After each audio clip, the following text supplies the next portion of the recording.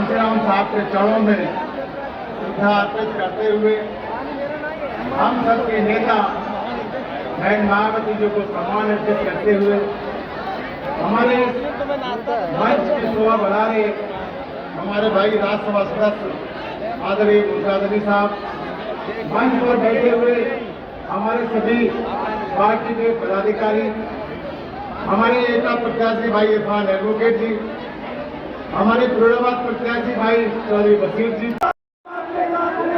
आगे बढ़ो, हम आपके साथ हैं। एनडीए संघर्ष करो, हम आपके साथ हैं। एनडीए संघर्ष करो, हम आपके साथ हैं। एनडीए संघर्ष करो, हम आपके साथ हैं। एन परिमार्टी जिंदाबाद, जिंदाबाद, जिंदाबाद। एन परिमार्टी जिंदाबाद, जिंदाबाद, जिंदाबाद। एन परिमार्टी जिंदाबाद, जिंदाबाद, जिंदाबाद। बहुजन समाज पार्टी जिंदाबाद, जिंदाबाद, जिंदाबाद। बहुजन समाज पार्टी जिंदाबाद, जिंदाबाद, जिंदाबाद। आवाज साहब अमर रहे, आवाज साहब अमर रहे, मानव कांशीराम साहब अमर रहे।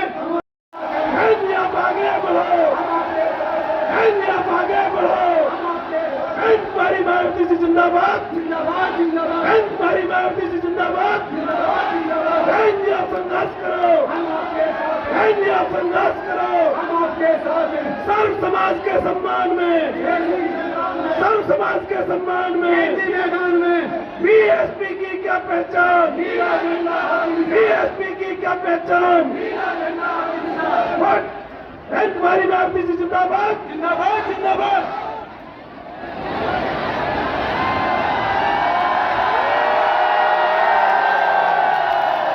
साथियों, बहुजन समाज पार्टी की राष्ट्रीय अध्यक्ष, उत्तर प्रदेश की 4 बार मुख्यमंत्री रह चुकी पूर्व सांसद, करोड़ों कमजोर मजलूम बेसहारा दिलों की आवाज आदरणीय बहन कुमारी मायावती जी हमारे बीच में पहुंच चुकी है। मेरी आप लोगों से पुरजोर अपील है कि उनका खैर मकदम करें, स्वागत करें। और अब मैं गुजारिश करूंगा बहुजन समाज पार्टी के मैनपुरी लोकसभा से प्रत्याशी शिव प्रसाद यादव जी, फिरोजाबाद लोकसभा से बहुजन समाज पार्टी के प्रत्याशी श्री चौधरी बशीर साहब, एटा लोकसभा से बहुजन समाज पार्टी के प्रत्याशी श्री मोहम्मद इरफान एडवोकेट साहब, ये आदरणीय बहन जी को तीनों साथी सोने का मुकुट पेश करके उनका सम्मान करें।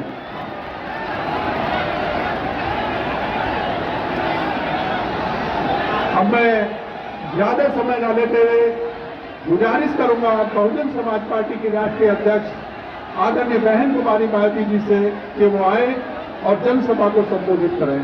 आदरणीय बहन जी।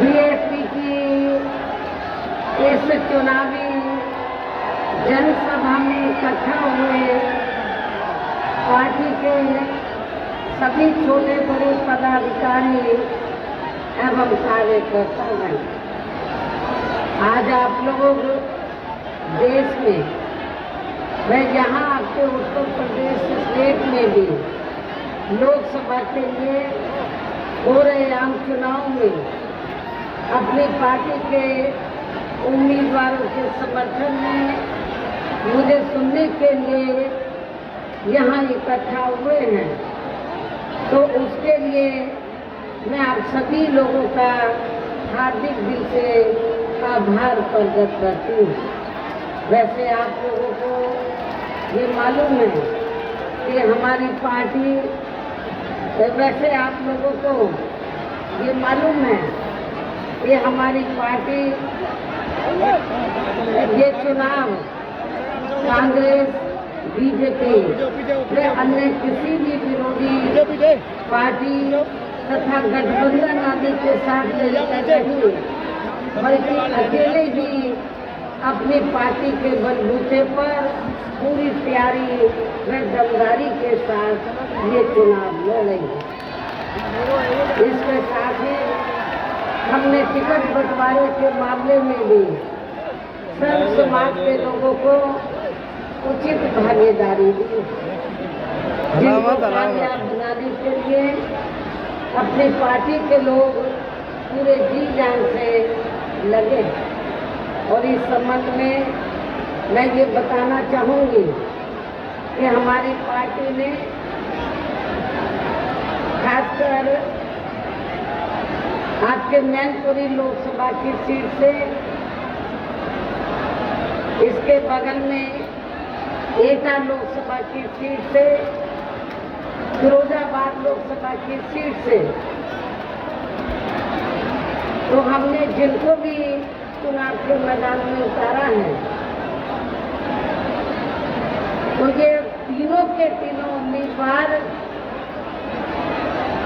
अपने अपने क्षेत्रों में, और जहाँ मैनपुरी लोकसभा के भी उम्मीदवार जो यहाँ से चुनाव लड़ रहे हैं, तो ये किसी को जिताने व हराने के लिए नहीं, बल्कि खुद रिकॉर्ड तोड़ वोटों के अंतर से चुनाव जीतने के लिए या चुनाव के मैदान में उतरे। विरोधी पार्टियां यहाँ प्रचार कर रही हैं मैनपुरी में कि बीएसपी तो किसी को जिताएगी, किसी को हराएगी, खुद जीतने वाली नहीं है। लेकिन उल्टा ही ना हो जाए।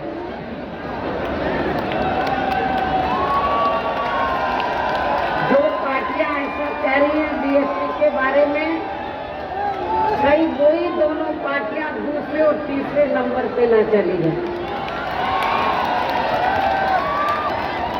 हालांकि आज यहाँ की इकट्ठा हुई अपार भीड़, वह भीड़ के भी जबरदस्त जोश को भी देखकर अब मुझे भी ये काफी हद तक भरोसा हो गया है कि पिछली बार की तरह इस बार भी आप लोग अपने प्रदेश से यहाँ लोकसभा चुनाव में अपनी पार्टी का बेहतर रिजल्ट जरूर लाएंगे।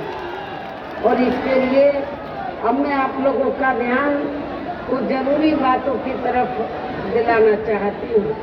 और इस संबंध में विशेषकर मैं कांग्रेस, बीजेपी व इनके अन्य सहयोगी, इनके अन्य सभी सहयोगी दलों के बारे में ये कहना चाहूँगी कि आज़ादी के बाद शुरू में केंद्र व देश के काफ़ी राज्यों में भी ज़्यादातर सत्ता यहाँ कांग्रेस पार्टी के ही हाथों में केंद्रित रही, किंतु इनकी अधिकांश मामलों में रही गलत नीतियों एवं गलत कार्य प्रणाली आदि की वजह से ही फिर इस पार्टी को केंद्र में काफ़ी राज्यों की भी सत्ता से बाहर होना पड़ा है, तथा यही स्थिति इनकी सहयोगी पार्टियों की भी बनी रही है, जिसके कारण ही फिर पिछले कई वर्षों से बीजेपी व इनके सहयोगी दल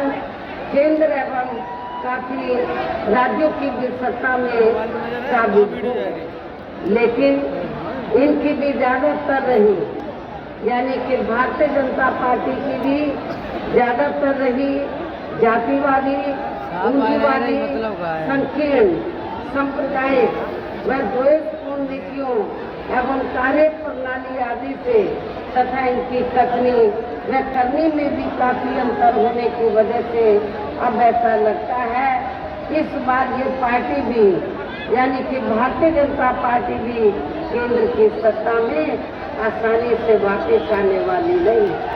बशर्ते यदि ये चुनाव इस बार फ्री एंड फेयर होता है तथा आम चर्चा के मुताबिक वोटिंग मशीनों में भी कोई गड़बड़ी आदि नहीं की जाती है, और वैसे भी इस बार चुनाव में इनकी कोई भी पुरानी एवं नई चल रही नाटकबाजी, जुमलेबाजी व गारंटी आदि काम में आने वाली नहीं है, क्योंकि अब देश की जनता काफ़ी हद तक इस बात को समझ चुकी है कि इनकी पार्टी ने अब तक देश के विशेषकर गरीबों, कमजोर तबकों, मध्यम वर्गीय एवं अन्य मेहनतकश लोगों को जो इन्हें अच्छे दिन दिखाने के असंख्य प्रलोभन भरे वादे किए हैं तथा अनेकों हवाई व कागजी गारंटी आदि मिली है,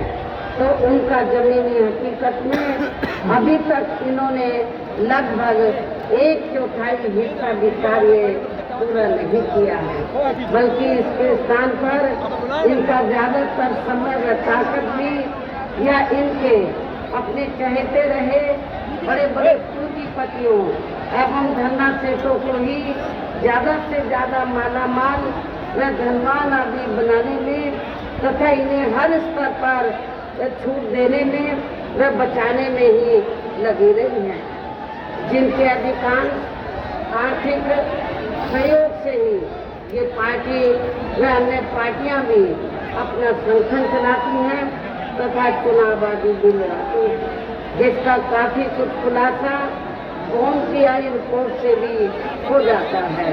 इसके साथ ही अब ऐसा लगता है कि कांग्रेस पार्टी की तरह ही बीजेपी ने भी केंद्र की तमाम सरकारी जांच एजेंसियों का ज्यादातर राजनीतिकरण ही कर दिया है।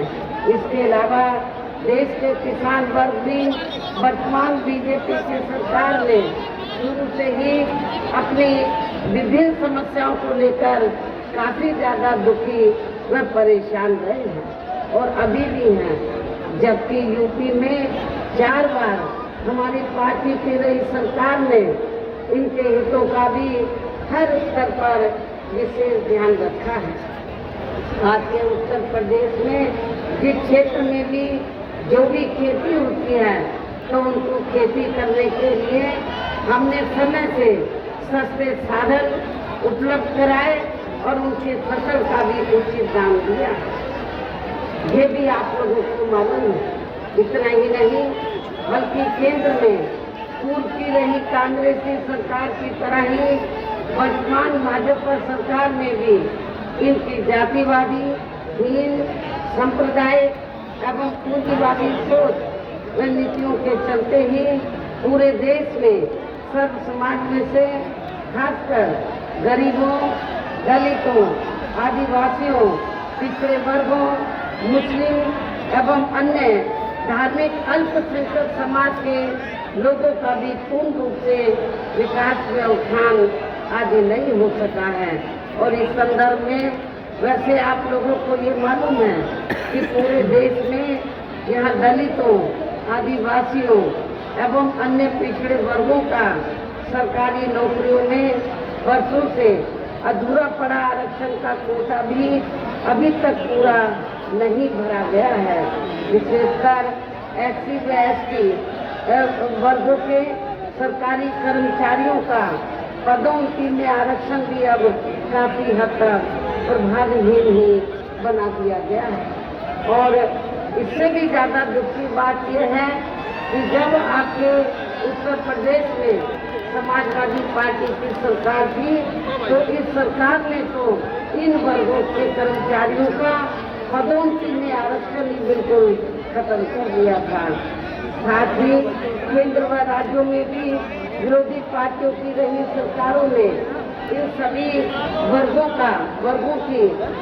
को प्राइवेट सेक्टर में आरक्षण दिए जाने की व्यवस्था किए बिना ही इनकी सरकारों के ज्यादातर सरकारी कार्य अब प्राइवेट सेक्टर के जरिए ही इनके बड़े बड़े पूंजीपतियों व धन्ना सेठों आदि को ही दिए जाने के कारण अब इनको पूरे देश में आरक्षण का बहुत कम ही लाभ मिल पा रहा है। इसी प्रकार इनका अन्य और मामलों में भी शोषण व उत्पीड़न आदि होना अभी तक भी बंद नहीं हुआ है। इसके साथ साथ मुस्लिम व अन्य धार्मिक अल्पसंख्यक समाज के लोगों की भी हालत हर स्तर पर या काफी ज्यादा खराब व दयनीय ही बनी हुई है, जिसका काफी कुछ खुलासा बहुत पहले ही सच्चर कमेटी की रिपोर्ट में भी किया गया है। इतना ही नहीं बल्कि पिछले कुछ वर्षों से केंद्र व अधिकांश राज्यों में भी बीजेपी व आरएसएस की सरकारों के चलते हुए अब इनका विकास एवं उत्थान आदि होना भी काफी हद तक बंद सही हो गया है।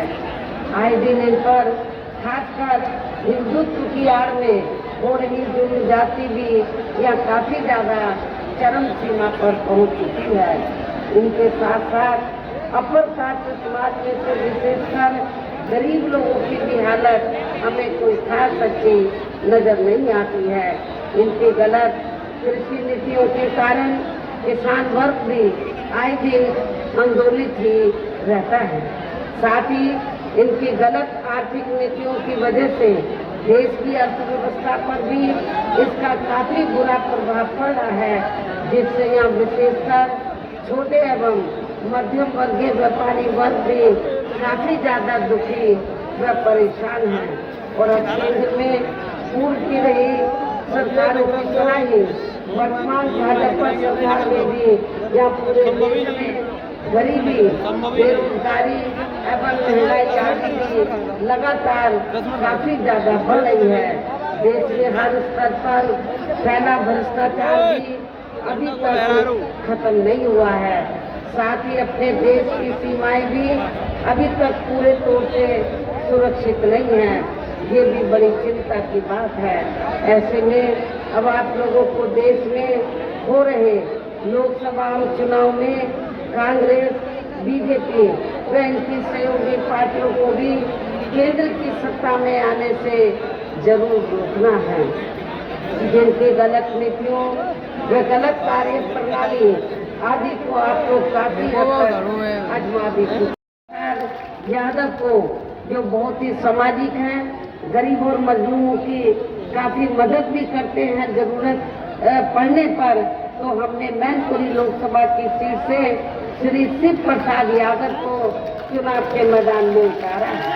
इसके साथ ही एटा लोकसभा की सीट से हमने पढ़े लिखे मुस्लिम समाज से ताल्लुक रखने वाले मोहम्मद इरफान एडवोकेट को, और फिरोजाबाद लोकसभा की सीट से तो हमने गरीब और मजलूमों के लिए हमेशा मदद करने वाले चौधरी वसीम को हमने चुनाव के मैदान में उतारा है, जो यहाँ आपके सामने मंच पर मौजूद भी हैं। तो जिसके लिए यह पार्टी के सभी स्तर के छोटे बड़े पदाधिकारी एवं कार्यकर्तागण पूरे जी जान से लगे हैं, जिनको कामयाब बनाने के लिए, जिताने के लिए यहाँ अपनी पार्टी के सभी स्तर के छोटे बड़े पदाधिकारी एवं कार्यकर्तागण पूरे जी जान से लगे हैं।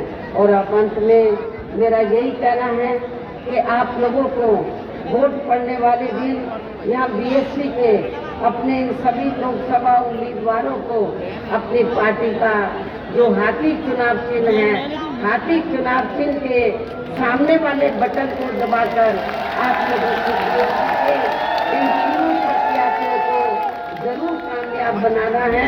इनको जरूर आपको पार्लियामेंट में जिताकर भेजना है।